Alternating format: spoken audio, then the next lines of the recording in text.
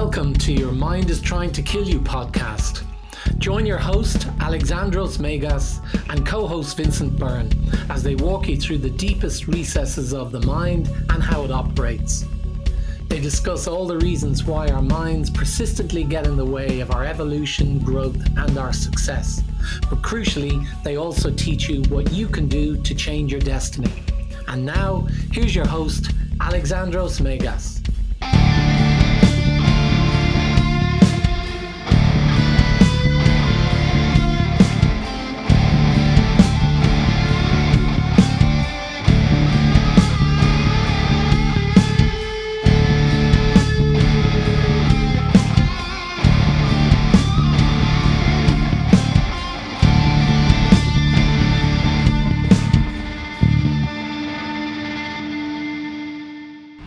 And welcome to our 20th episode of the Your Mind is Trying to Kill You podcast. I am your host, Alexandros.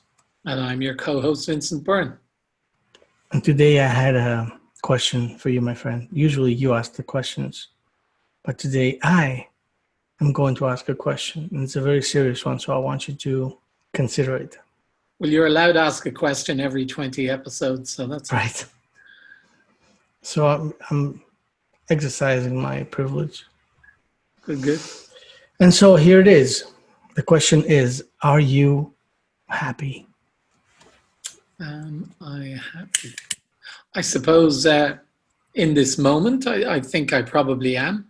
But I know that maybe in an hour's time, I mightn't be, depending on how this podcast goes. Yeah, I suppose I struggle with the idea of happiness, and I've never really cracked it. I know that it's something that is put out there by mainstream media to sell things, but I think it does a huge amount of damage in relation to people's expectations of how they should be feeling.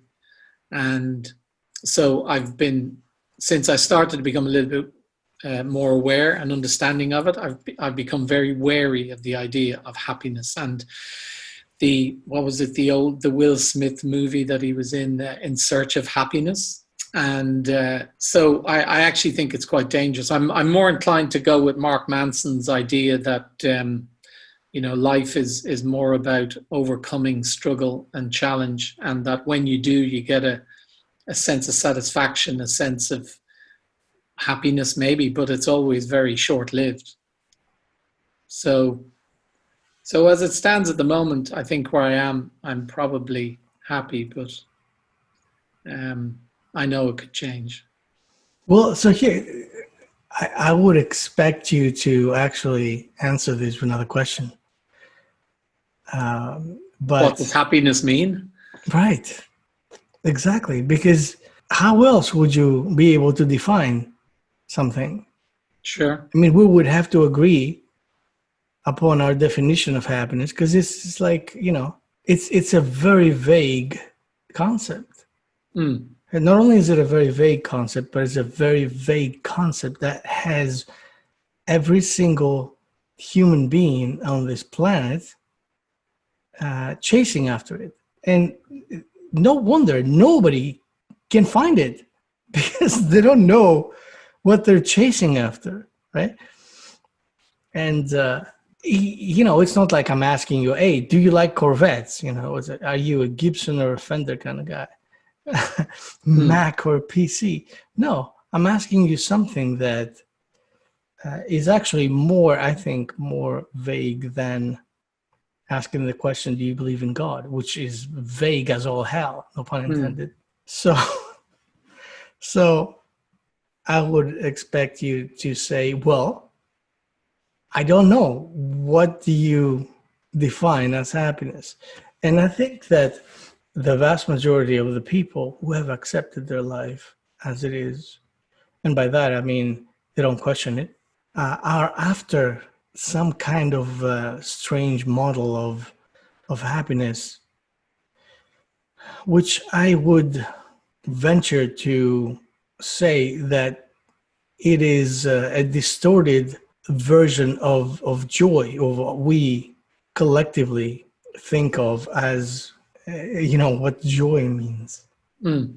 Because I think this is where those two words, they get mixed up, and they get very misunderstood by most people, because they, for all intents and purposes, they act as if they were synonymous.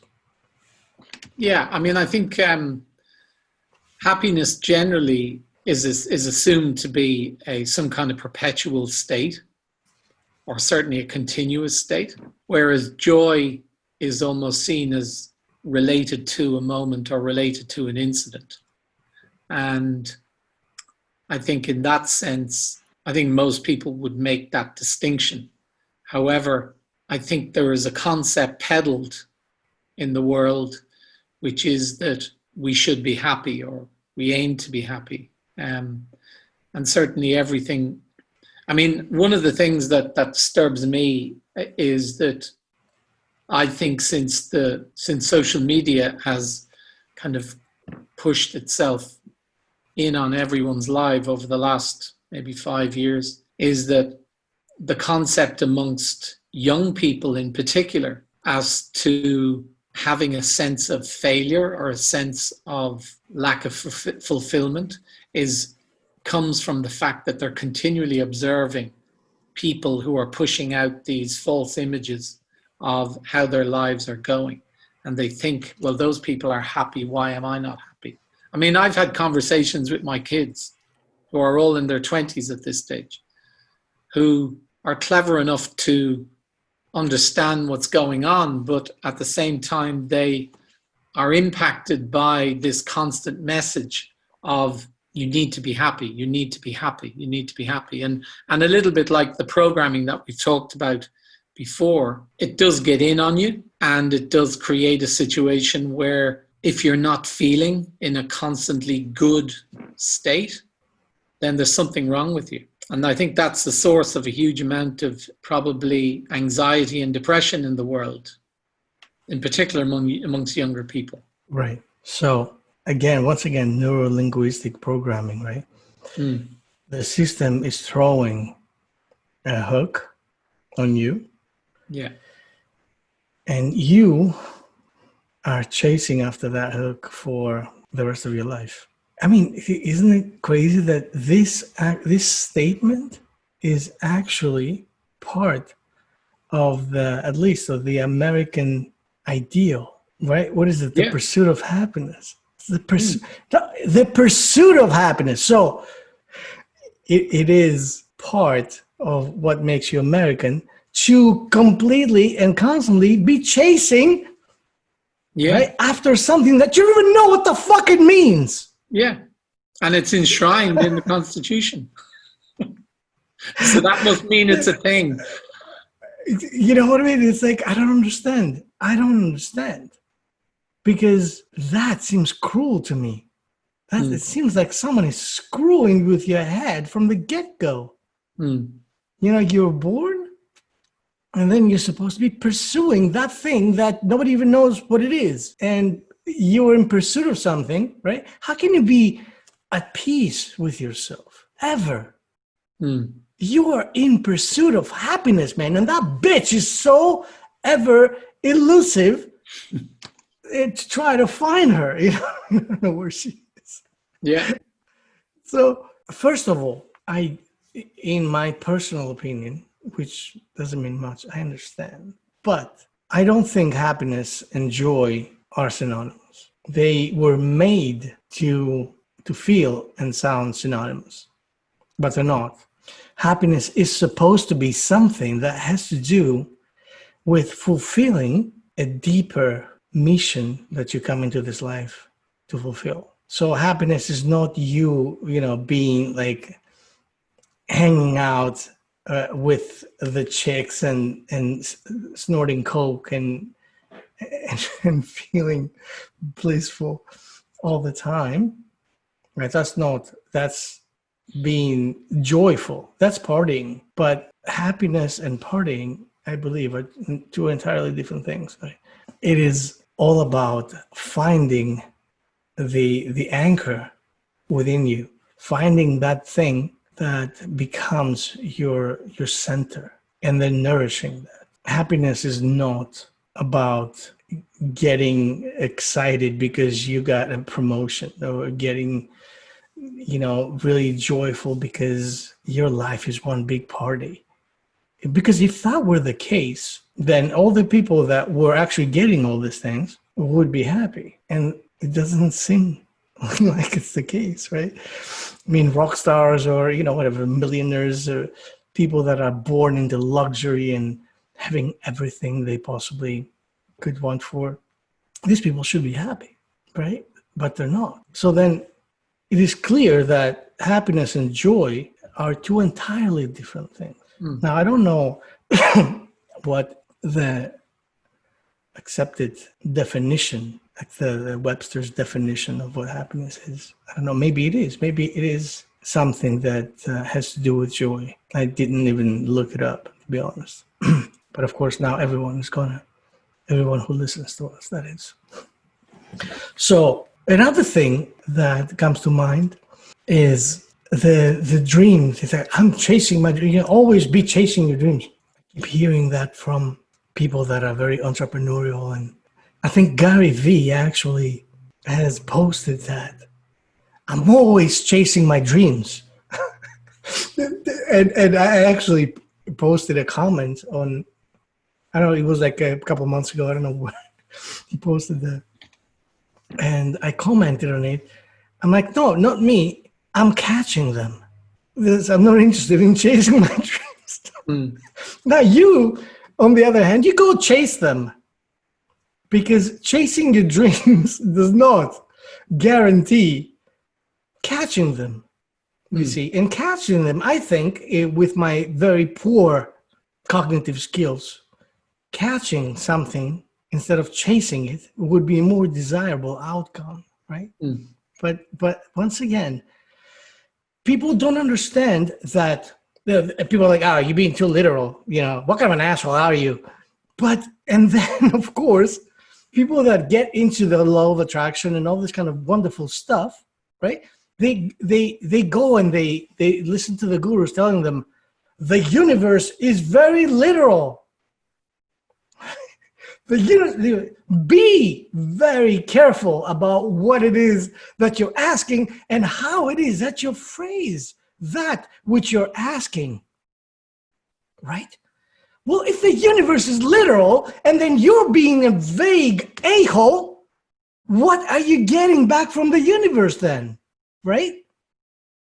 I mean, are we talking about the same stuff here? Because everyone needs to manifest something in their lives. I think that this is the game. That's the game, right?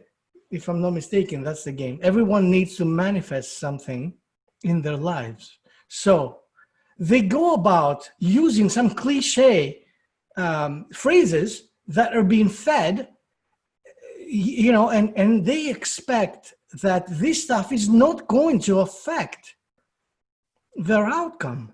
And this is one of the reasons why most people cannot even fathom what it is that makes this law of attraction thing tick. I mean, what is it that makes it work, and what is it that doesn't make it work? We talk about that the universe, whatever the universe is, provides. Maybe, but in order for the universe to provide, the universe has to know what it is that it needs to provide. Yeah. Yeah, it's a bit like the people using the phrase, I'm going to try to do something versus I'm going to do something. Or I'm doing something, rather. Yeah. So, but there's a sense, though, that I think with all these areas, there's some value to someone in keeping everything very vague.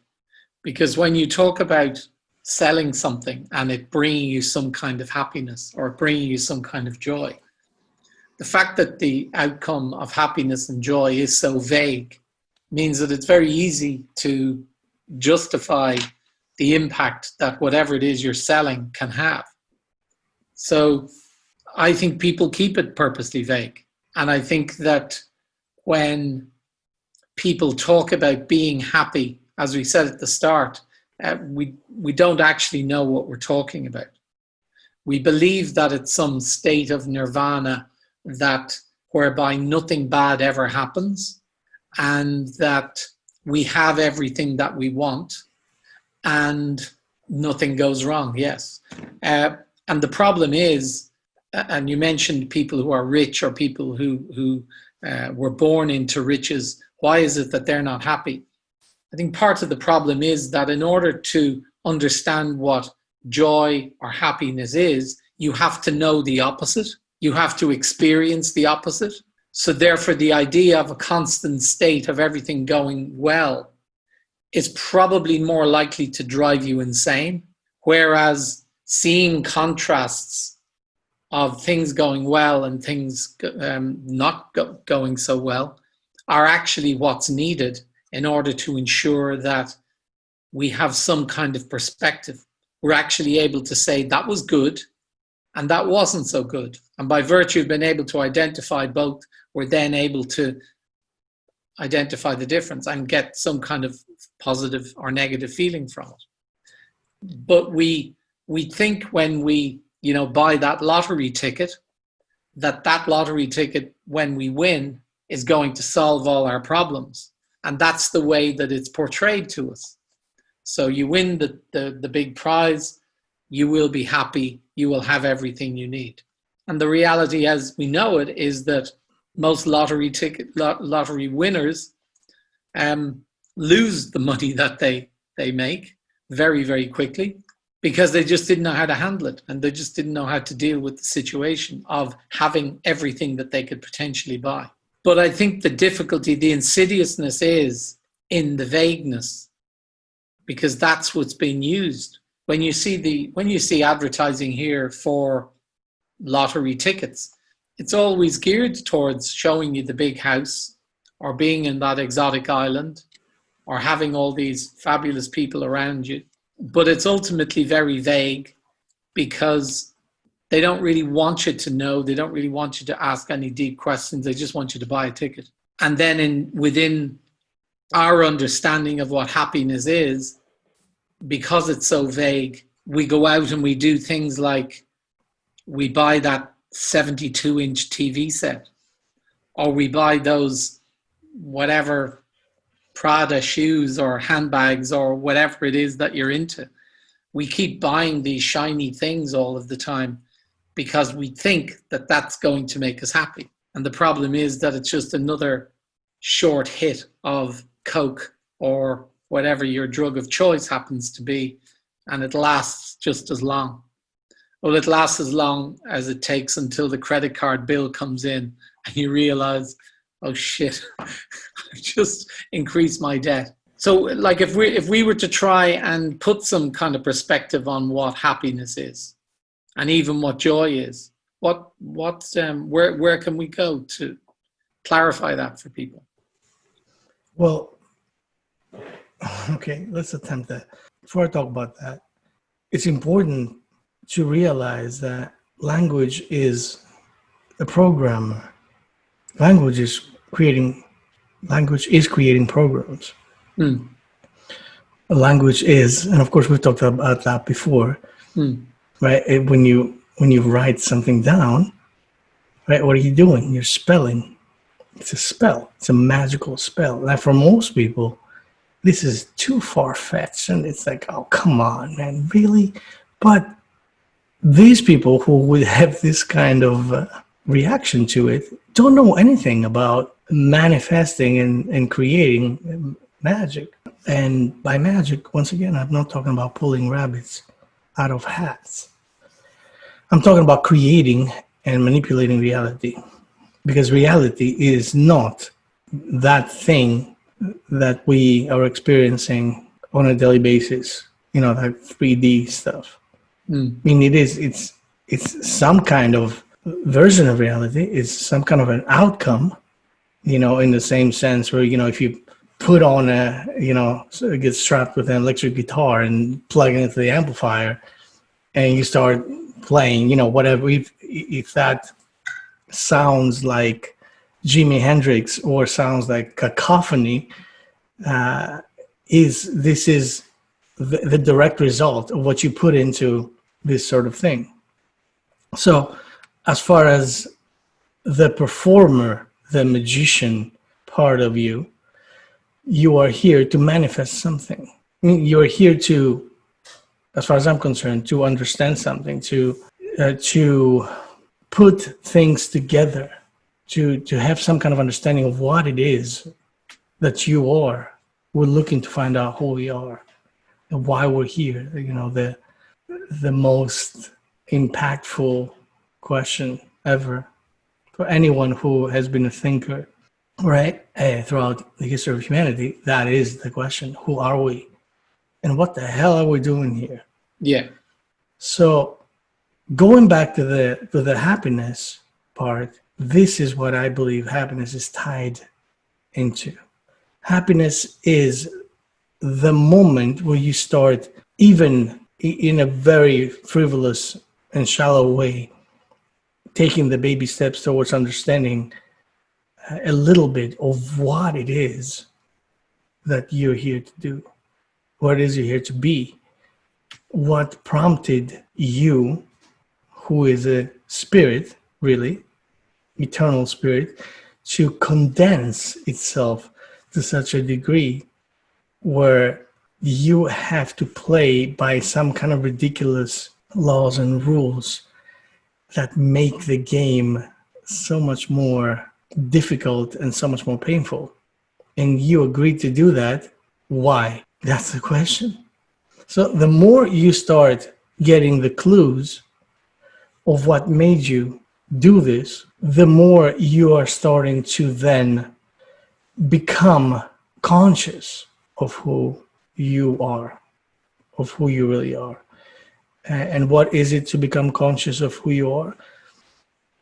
It's to stop having the majority of your life being run by programs that are destructive. They're programs that we acquire and that we create based on our initial and ever evolving conditioning. These programs are the viruses. We have talked about that too.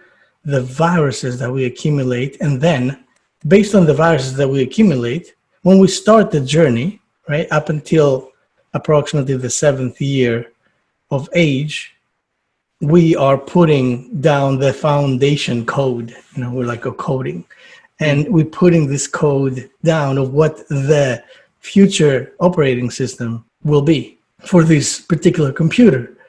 So according to that code, everything after that period gets created so that it matches the initial programming, the initial conditioning. And this is why it is so hard for people to escape that initial conditioning, especially if these people have been traumatized, victimized, abused, or whatever, anything that has to do with a major psychic wound, I guess you might say. So it is so hard because if you are putting down the initial programming of the machine, and that initial programming is to make everything chaotic, like it's as if, let me open Photoshop, and instead of opening Photoshop, you get all kinds of programs, kinds of viruses, pop-up windows and all this kind of stuff happening where it just drives you crazy and you can never get anything done. If your computer, if your software, if your operating software was created like that, then what could come out of this? Unless you could just find a way to get in there and started to restructure that code that went wrong in the beginning, the only thing that you will create is more chaos in your life. So is it your perspective that that what we have within those first years is chaos? That it's essentially the programming that happens during that time, unbeknownst to our parents and the people that are around us. That's what sets us up, and that effectively creates a situation where the journey thereafter for people to try and find the meaning in their lives is to undo all of that programming and try and get it onto a track which is more about who we are and what we're here for. Is that what we're saying? That's right. And the other question that comes up is it fair to say that whether it's our main purpose or whether it's one of the main purposes, it's to learn how to manifest and create? Is that fair? That is one of the things that we need to learn in this life. We need to learn how to. We're always manifesting. You know, Sure. Okay. There's nothing to learn when it comes to manifesting outside of the fact that you have to learn to manifest what you want. Yes, you have to learn how to do it consciously, that it is a power, Right. and not just something that happens. It's happening without you knowing it at the moment, and you need to move to a place where actually this is a power that I can influence and I can create things intentionally, but it's moving from that place of not knowing that you have this to that position. That's part of the journey. Exactly. So first, you have to realize what it is that you have created in those formative years. Okay. You have created something that either it really works for you or it doesn't. Because everything that happens right after that, it's important to realize this. Everything that happens in our lives right after that is in some way or form related to the operating software we created within the first 7 years. Yeah. And this is where people talk about limiting beliefs, right? Where do those come from? Like, how would you create a limiting belief out of nowhere if it wasn't in your makeup? Right? The limiting belief is a faulty program. And why would you? Or it was a program which was created in a particular situation for our benefit at that time, but it has, because of the way it was created, it has generalized into something which has now become destructive. Right. Because is it not a case that what we typically create in those first 7 years, they're all been created from a perspective of, well, we're doing it to protect ourselves. We're doing it to survive. It's just that the circumstances in which we create them or the way in which we generalize them afterwards, they then can work against us. But why would you need to create a program that would protect you if you didn't feel that you're under some kind of threat in the first place? Sure. So I'm saying when these things happen, when these programs are put in place within these first 7 years, approximately, then these programs are a response to generally traumatic events. And again, traumatic event doesn't have to be, dramatic. It doesn't have to be like some super kind of like, oh my God, Yeah. It can be anything that our emotional cosmos, the subconscious mind, will perceive as traumatic. Yeah. Like, oh, daddy doesn't want to play with me. Daddy's trying to finish the work so you can get paid, right? Feed his family.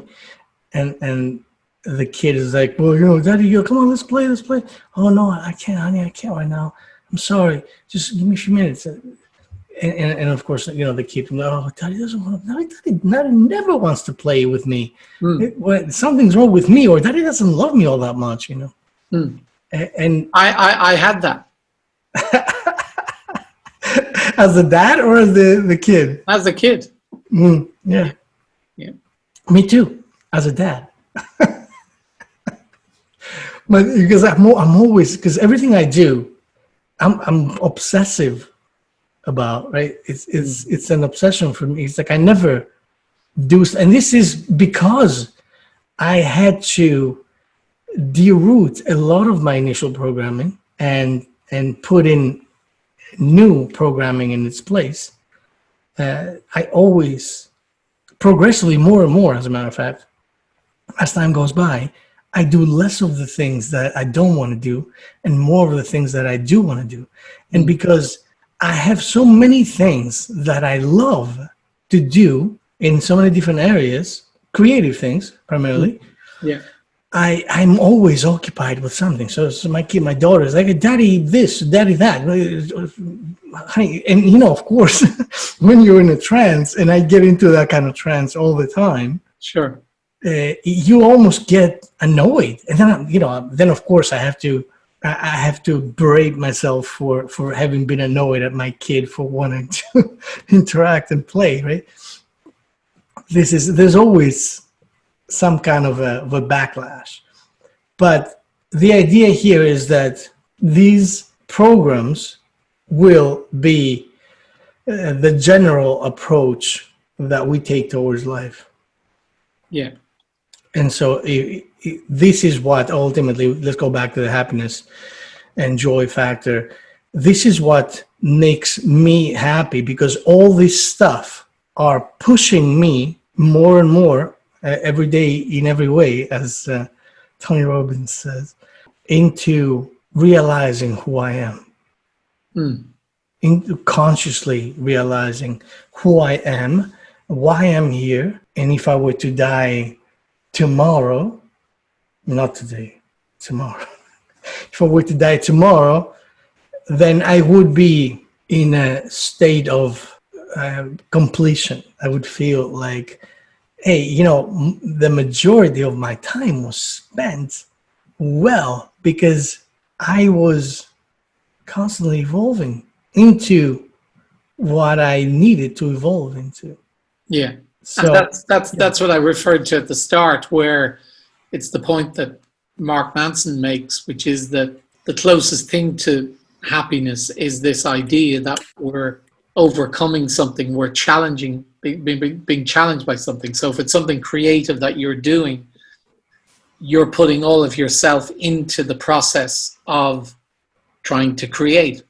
And by virtue of doing that, you then get some sense, you get a rush, you get a sense of joy around the fact that you've achieved it. And his point is that you then, if you want to experience joy again, you need to go and find another challenge and another thing to create, because it's in all of this process of going after these things and solving them that gives us that constant sense of rush. And the irony is that we spend our time thinking that being happy is not being confronted by any of these issues. It's like, if I was happy, I would be happy if I didn't have to deal with any of this shit that comes up for me in my life. And the reality is that it's only when you are faced with that shit in your life and you're taking it on and you find solutions to it, that's actually what makes you happy. That gives you the sense of joy. But we actually think that it's the other thing. We think it's the avoidance of it. We think it's that it's not having any problems is the state of happiness. And that's what we wish we had. Right, exactly. And as I like to think of that path, that process, to me, happiness is the hero's journey. Yes. And the hero's journey will never happen if we find ourselves in an element of comfort in the first place.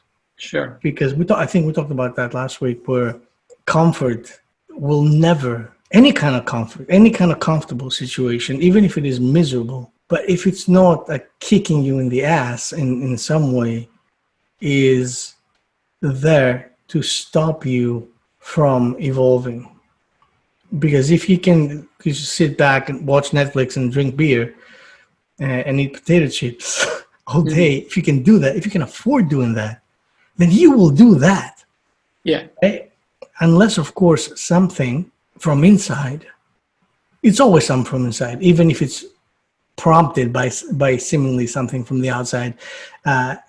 If you get inspired by something that happens around you, that's not because of what happened around you. It's because something inside of you matched that frequency.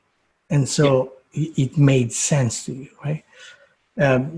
So There is one of those activities that has been, of course, overhyped these days, past few years. And it is something that we should dedicate one whole episode to. It is the journey with the grandmother ayahuasca medicine. For me, life is an ayahuasca journey. Happiness, rather. It's just because we're talking about happiness. Happiness is an ayahuasca journey. Now, if you're familiar with mostly what goes on during an ayahuasca journey, especially if you are a beginner, let's say, it's excruciating. There is no way anyone can go through that process and be like, oh, let's do that again tomorrow. Yeah. It's now, not to say, of course, this is the hero's journey in one single night. When you're on the other end of it, of course, you feel the benefits, usually, hopefully. But this isn't something that, it's not like taking ecstasy, it's like, oh, we should do that again. As a matter of fact, the first few times that I partook in rituals like that, in this particular ritual, in a shamanic format, proper shamanic format. And by that, I mean not flying to Costa Rica, checking into a luxury resort and, meeting a very prestigious shaman with 21 feathers on his hairdress. You know what I mean? It's, of course, having said that, I'm not here to judge how other people do choose to partake in their particular journeys that they undergo. But the bottom line here is that comfort and continuous joy is, to me, some sort of a mental illness, some sort of a problem. It's a problem because the mind is here to resolve stuff. The mind is here to work. And the mind's work is taking something that's a challenge, taking something that is perceived as a problematic issue, and finding ways around it. Problem solving. Finding out why it presents itself as an obstacle, and finding how to turn that obstacle into something that is generating more wisdom and more power for the individual, more prosperity, but however you want to define power. Sure. But once you find yourself within the journey itself, you cannot expect that it's going to be a constant trip, and if it's not, because this is what we talk, like you see one of the entrepreneurial celebrities that present themselves like, now of course they went through hell, they must have, to be where they are today, right? But they're not going to tell you that, because that's never going to attract anyone's attention. Right? You always hear the story of the accomplishment. Hey, I climbed Everest 27 times. That's what attracts people. Oh my God, I can do that too. If he can do it, I can do it. Actually, they tell you, if I can do it, you can do it. But the question is, why would you want to do it? See, we get too obsessed with that hook, because it's a hook. Sure. They actually call it a hook too. In marketing terminology, this is a hook. If I'm about to sell you something, I'm going to throw it in a fashion that will hook you, and you will not want to turn away from it. You will get fascinated, and you will not rest until you have fully bought into it. But that can be, and it is in most cases, just another massive distraction that throws you for a loop. And imagine doing these sort of things all the time without having the critical ability to sit back and take inventory of what just happened. No, the people are just chasing. So, Facebook, Instagram, TikTok. Everybody's just following something. The pursuit of happiness. And so you end up just following shit. You're just a follower. Because no one's, everybody, people say, oh, you should be a leader. But what is that? How can you extract the element of leadership out of this society? Like, what is it in our daily experience that says be a leader? Everything is about, by the way, you have this amazing, almost halo, like it's like you're becoming Jesus tonight. It's very I did actually notice that I'm feeling a very godly presence here. Yes. So okay. So that you could be God, and I would be Lucifer in that case. Yeah. So can I, just something that comes up for me in terms of what you're saying. So you're saying that when people are in this constant sort of almost pursuit of achieving things, and like climbing that high mountain and climbing the next high mountain, and the buzz that they get from doing it, but it's almost like it all feels quite hollow, because the reason that they're doing it is because of just the accomplishment, rather than because it's something that has any real meaning. And that when you see some of these celebrities, social media people, etc., saying, well, I've just rode solo down that particular river and I've just climbed that particular mountain, these things are portrayed as if they are major accomplishments. And obviously they're no mean feats, but they're being put to people as if this is what you need to be doing in order to live full lives. When in fact, all you need to do to live a full life is to take on whatever challenges and problems that you need to face, take them on head on, and go about trying to solve them. And in the process of solving them, you're learning and growing and you're developing and you're becoming closer to the spirit that you actually are inherently. You don't need to do all this wild stuff that's good for PR and good for social media, but it's just not relevant. Am I? Yes, of course. Absolutely. Once again, it's all related to being sold something. Yeah. I can relate to a specific domain, which I'm sure you can as well. The domain of being or turning into an entrepreneur, being an entrepreneur or turning into an entrepreneur. And in my understanding, most people have that backwards, the reason why they need to do that. Yeah. It turns out that the reason why most people want to be entrepreneurs is because they either think it's easier than being someone's employee, Yeah. or, and of course you make so much more money, or they look at the glory aspects of it. Like, oh, I'm going to do that and then show everyone, look, I'm just like Gary V, But from where I'm standing, the reason why everyone in some shape or form should be an entrepreneur is because this is the only way for you to utilize yourself as a tool, as an entity that is fully capable of finding solutions in your life, finding ways to provide not just livelihood, not just being able to feed your family in your own way without looking for someone else to give you a handout. Because let's face it is a handout even if you're working for it, right? Yeah. This is the whole, we talked about that before. We're talking about Santa Claus.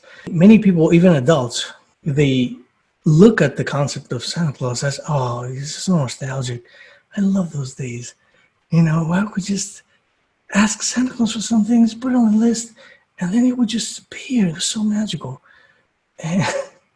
And I'm sorry, but I don't feel at all like that.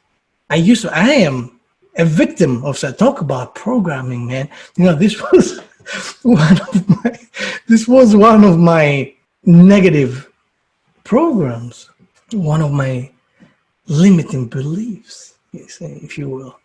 Because I was that kid that was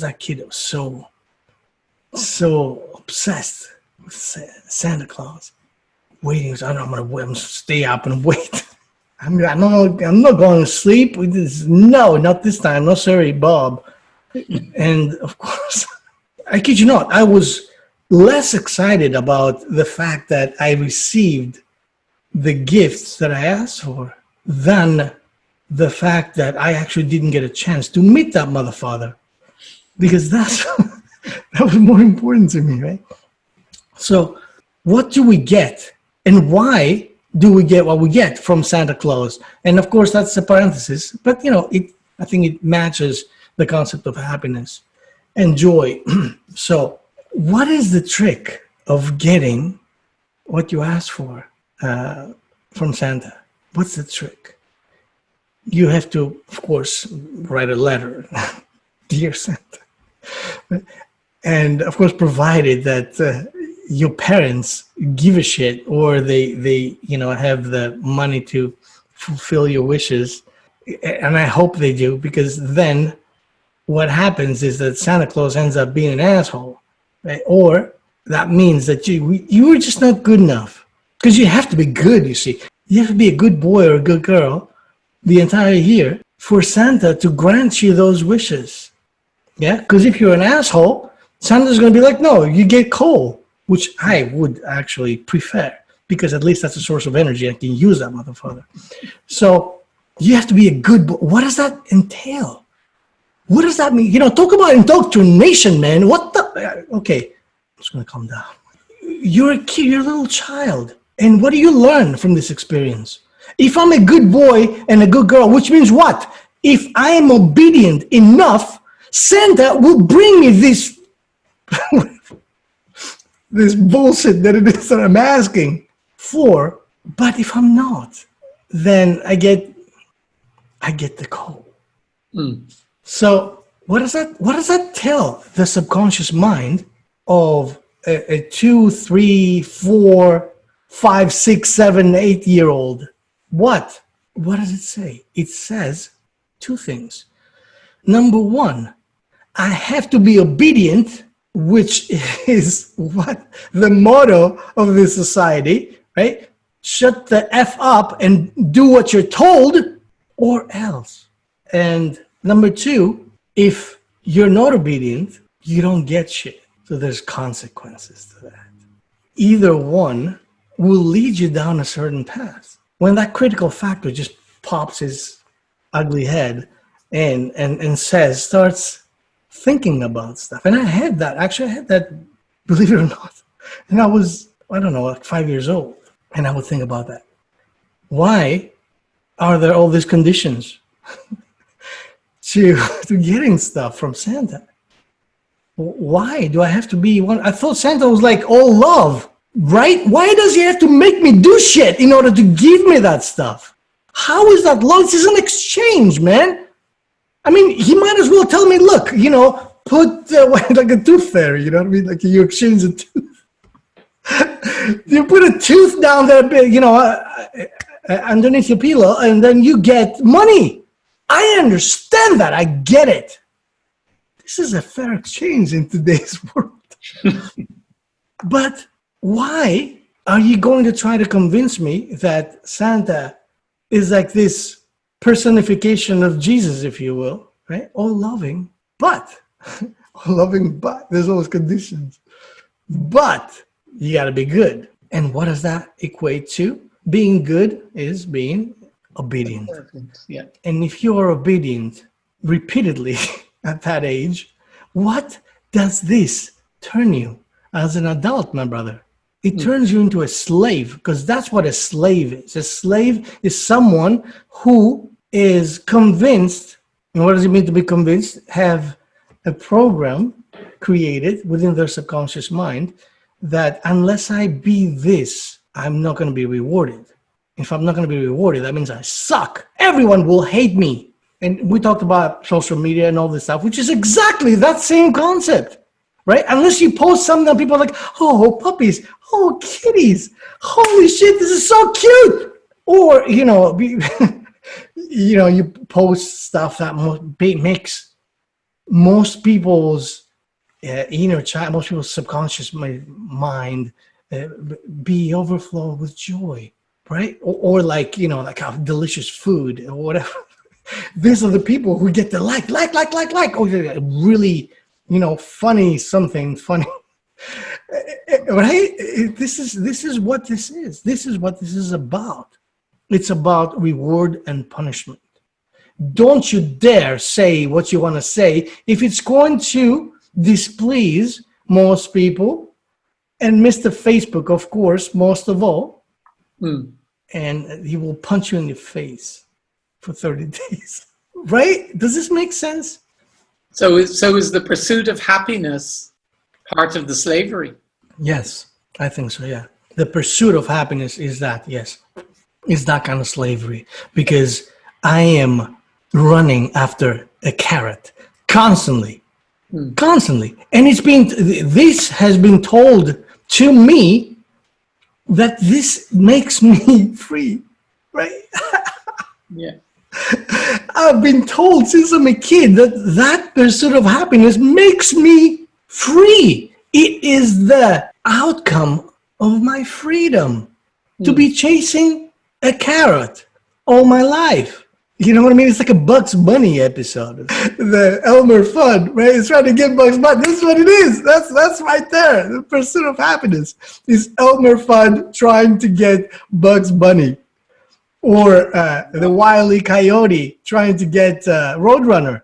You know what I mean? Like they would come up with like their life was consumed with that pursuit. But you know what I mean? Like Elmer Fudd couldn't just go chill. No, man, he said, another day we're gonna get up and get that fucking rabbit. Same with like the Wile E. Coyote, you know, super genius. He's super genius, right? So he would come up with the most extravagant ways to get that motherfucker. And he never could. And the most interesting part of it all, he was way more intelligent than the Roadrunner, right? The Roadrunner was like, yeah, whatever. And he could never get it. Now, if that's not a metaphor for the pursuit of happiness, I don't know what is. Perhaps it's the system laughing back at us, buying this shit, man, and trying to emulate it. I don't know, am I being too harsh here?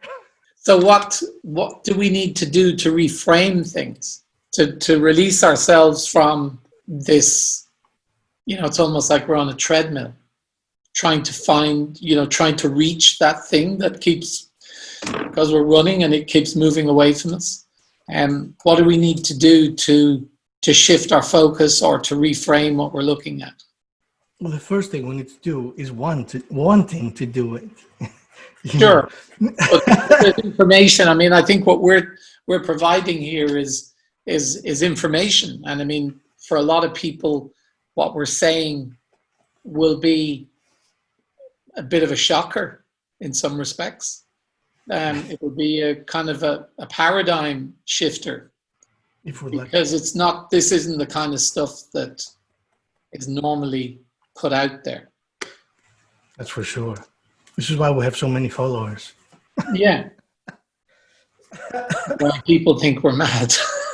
We are. We are, my friend. And God bless us for that.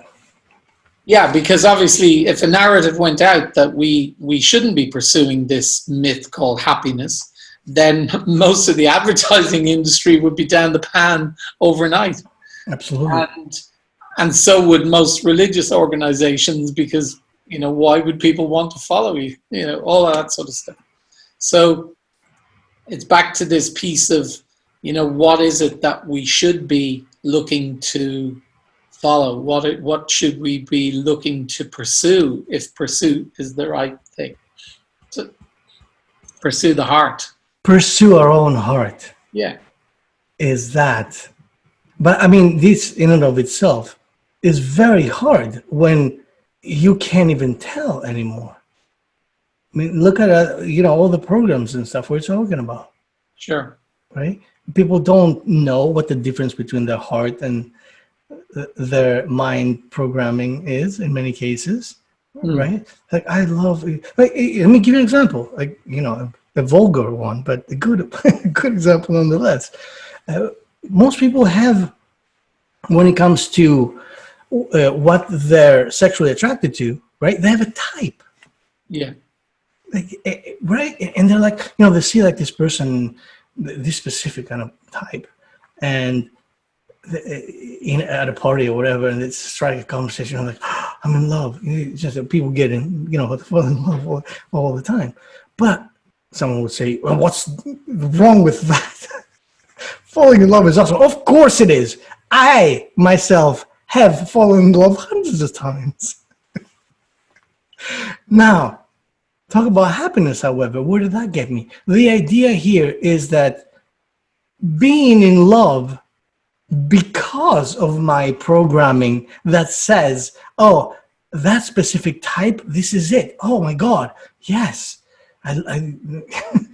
Yeah. Whatever the attributes are, right? And I see that and I embrace that and I'm like, yes, I love you. No, you don't. You don't. Because you have a skewed perspective of what it is that you're chasing after, being what's in your heart or what's in your mind in terms of conditioning and programming. Yeah.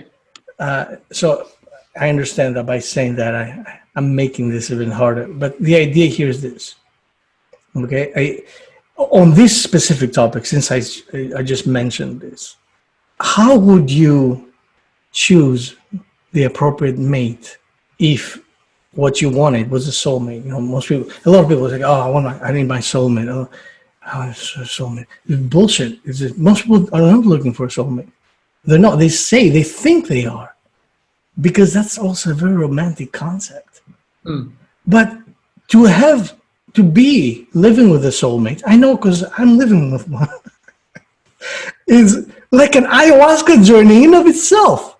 It is to have your ass kicked at any given point, is to have all the shit that you carry be pointed out in your face at any given day. Do you know what I mean? This isn't, being in Hawaii and just sip whatever, Mexico, and sipping margaritas. Yeah. You know what I mean? That's not what this is about. And that's why, going back to the purpose and the happiness factor is like, if I see this, I see you out there, my friend Vincent, and let's say I was a girl, right? And, or whatever, it doesn't matter.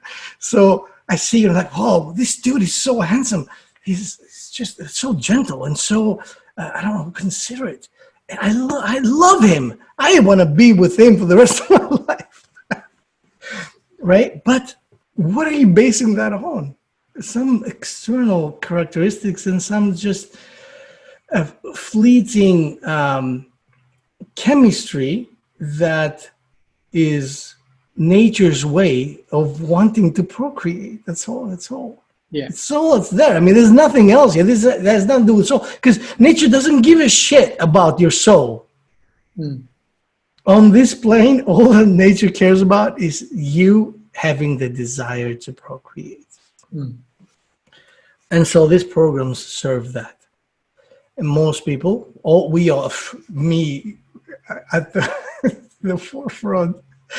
forefront of this group have been, most of us have no idea. And it took for me so many times of crushing completely because of these choices that I was making that had nothing to do with love, which I thought it did. It took so many repetitions for my critical factor, my critical thinking to come up and say, yo, maybe you should look at what it is that you're choosing here, because you are the only common denominator in this setup. And I started to understand that this is not what love is. Love is evolution. Love is having someone next to you that will punch you in the face when they think that what you're doing is distracted to yourself. Mm. When they don't see you evolve in the way that you want to evolve, and you put them there as a reflection, as a mirror, so that they can hopefully help you get your head out of your own ass when that happens. And it happens a lot, believe me. I don't know. Does this make sense? Yeah, yeah. So But yeah. when it's linked, when that's linked to, when we look at that in the context of love, what we're essentially saying is that love is about, it's not all a bed of roses. It's not all getting on with each other 24/7. It's not all everything been wonderful and happy, because actually, if you were in that situation, we just get bored.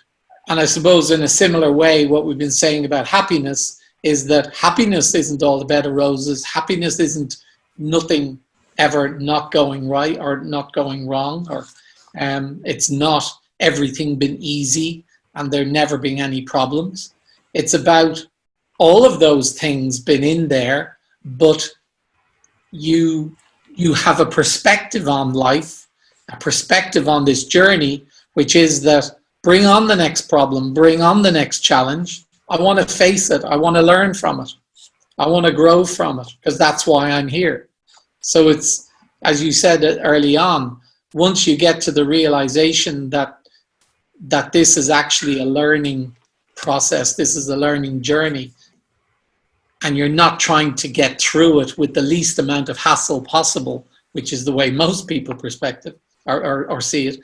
Once you get to that place, then you are living out your purpose. You're living out with awareness in a way that is a real definition of happiness. It's not about it all been fluffy.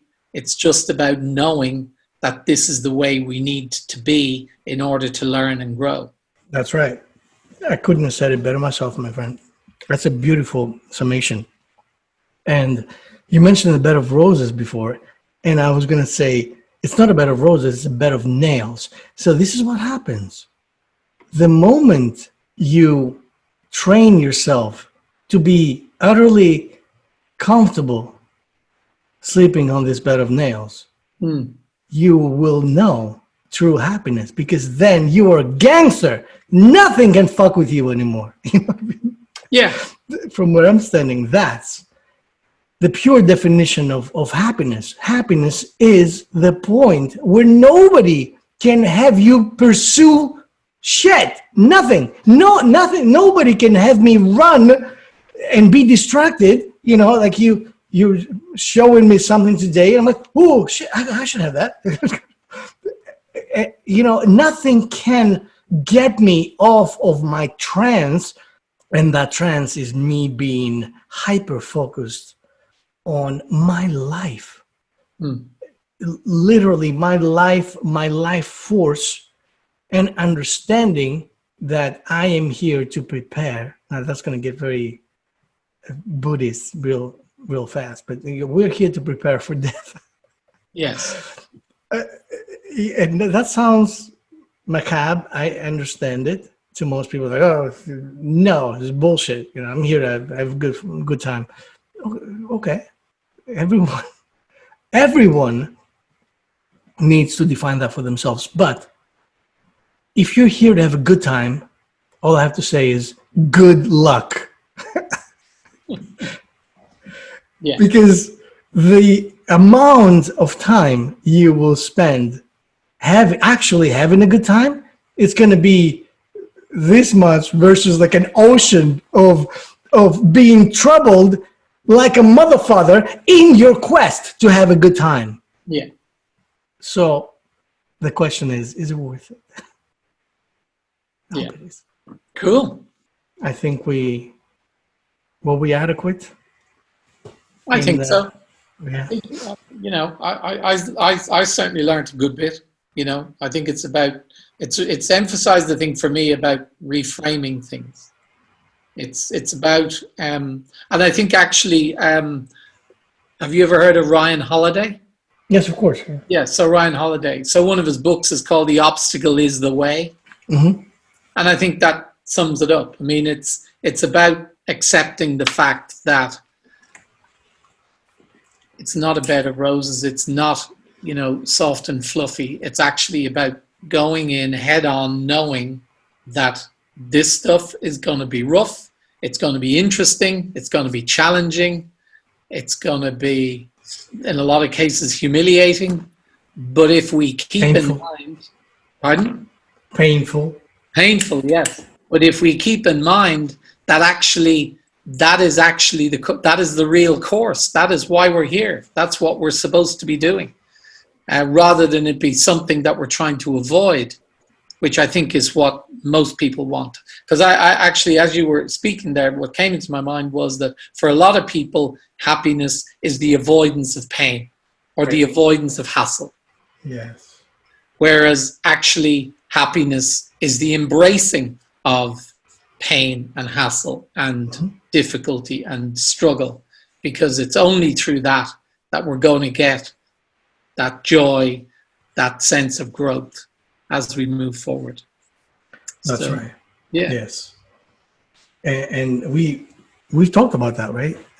Previous episode, that it is because we've been so wonderfully conditioned to want to avoid pain. We are taken advantage of so masterfully.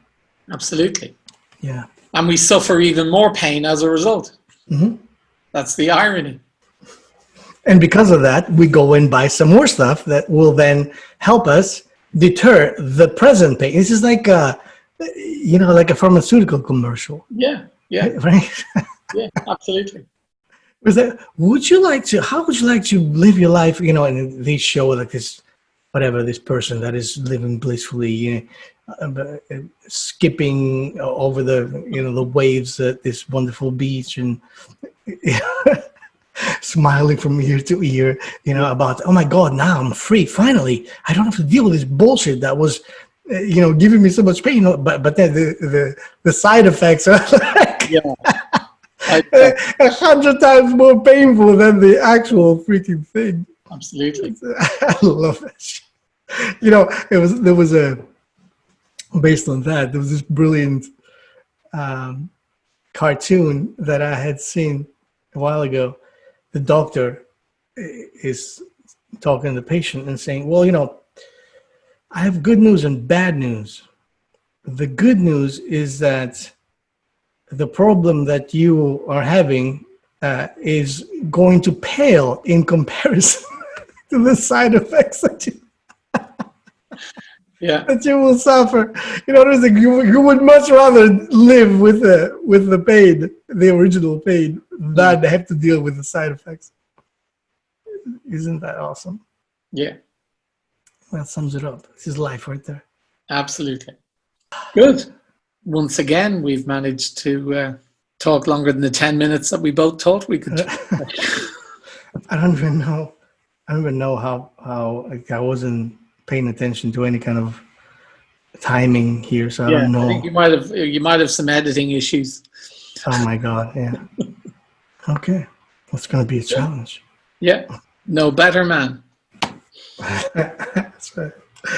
All right, my friend. Well, thank you so much once again. And you were being particularly illuminated today. I was. Quite literally and figuratively. And I appreciate it. Felt like a deity. Yes, as you are, of course. That's why I chose you, because you're that kind of person. Yeah. You're my spiritual soulmate. I want to thank everyone for suffering through this one, and that we will be back, and that's not a threat, next week, next Wednesday. And as always, let's be careful out there. And don't let your mind kill you. Thanks for listening to Your Mind is Trying to Kill You with Alexandros Megas and Vincent Byrne. If you like our show and want to make sure that you don't miss an episode, then we would love if you would subscribe on Apple Podcasts or on whatever platform you're listening to us on. And you'd be doing us a big favor if you would support us by leaving a review as well.